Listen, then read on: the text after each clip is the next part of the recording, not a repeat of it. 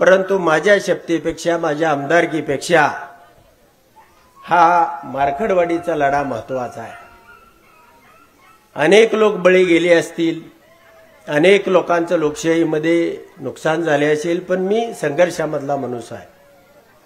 माझी आमदारकी या लोकशाही पुढे फार मोठी गोष्ट आहे असं नाही, आणि म्हणून मी त्या ठिकाणी निवडणूक आयोगाला सांगितलं, काही लोक माझ्या विरोधातली डिबेटमध्ये आले होते त्यांनाही सांगितलं की एका पोटनिवडणुकीची ट्रायल करून बघा,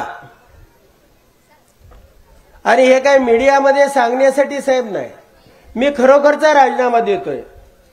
कारण ह्या ठिकाणची जी परिस्थिती आहे ही लोकांना मान्यच नाही।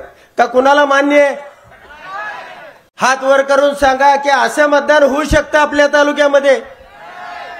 मार्कडवाडीकर सांगा तुमच्या गावामध्ये हे मतदान होऊ शकतं? मग तुम्ही 1400 लोकांनी जे मला मतदान दिलेलं आहे 1400 लोकांनी तुम्ही अफिडेव्हिट घालणार का?